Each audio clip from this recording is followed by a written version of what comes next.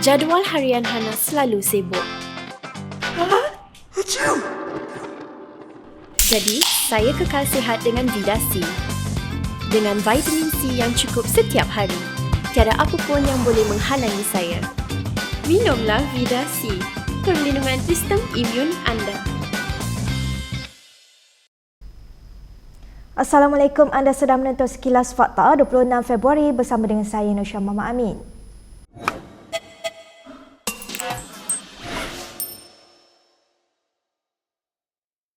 Minta maaf secara terbuka atau bersedia untuk disaman, itu kata bekas Menteri Pendidikan Mazli Malik kepada Ketua Pemuda UMNO Ashraf Fajri Duzuki berhubung isu buku teks sejarah.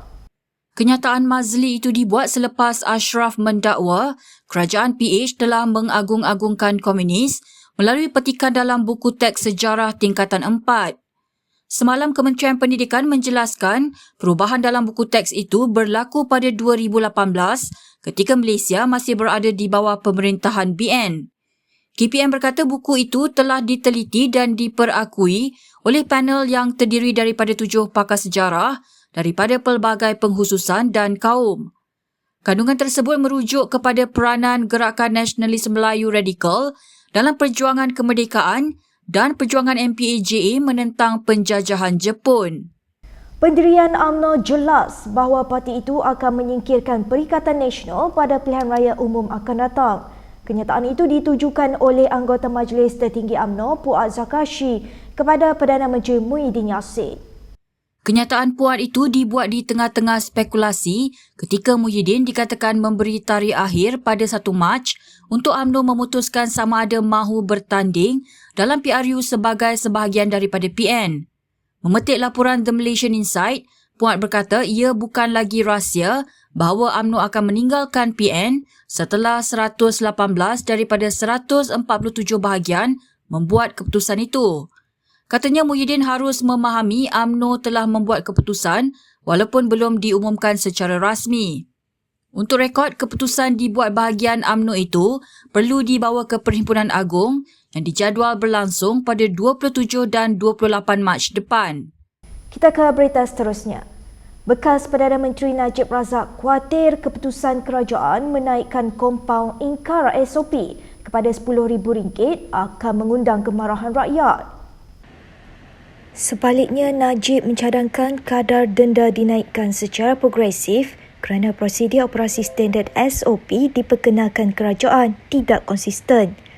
Jelasnya lagi, beliau menyokong hukuman yang lebih berat bagi mereka yang melanggar SOP, tetapi beliau sama sekali tidak menyokong tindakan memukul rata ke semua pelanggaran SOP. Semalam kerajaan mengumumkan individu yang melanggar SOP yang ditetapkan berdepan hukuman denda maksimum RM10,000 mulai 11 Mac 2021. Mahkamah Persekutuan meluluskan rayuan bekas Menteri Kewangan Lim Guan Eng dalam tuntutan saman fitnah terhadap Perkasa. Mahkamah turut memerintahkan Perkasa dan Presidennya Ibrahim Ali membayar ganti rugi sebanyak RM150,000. Hakim Harminder Singh Dhaliwal yang menyampaikan keputusan itu berkata, seorang pegawai awam tidak dilarang daripada membawa tindakan untuk mendapatkan ganti rugi atas fitnah. Mahkamah membenarkan kos RM50,000 diberikan kepada Lim yang juga merupakan Setiausaha Agung DAP. Lim pada 2012 memfailkan saman fitnah terhadap 7 responden dengan mendakwa bekas Ketua Penerangan Perkasa Allahyarham Ruslan Kasim telah menyiarkan kenyataan fitnah.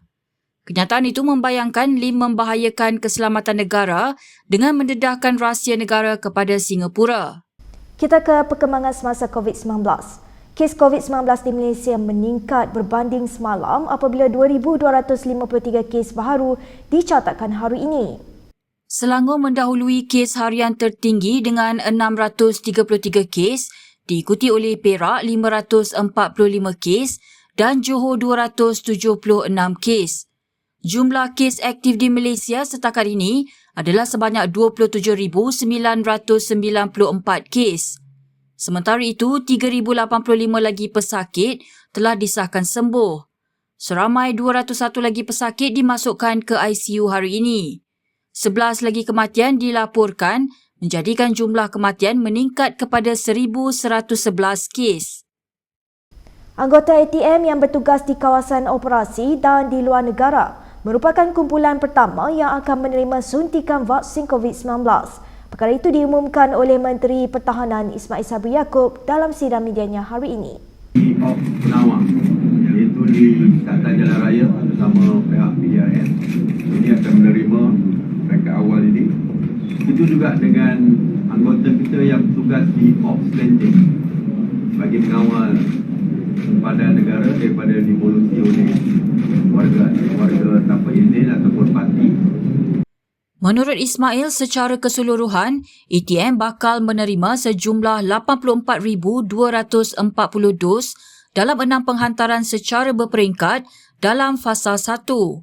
Terdahulu, Menteri Pertahanan itu menerima suntikan vaksin COVID-19 jenis Pfizer-BioNTech di Hospital Angkatan Tentera Tuanku Mizan di Kuala Lumpur. Berikut beberapa lagi ringkasan berita untuk hari ini.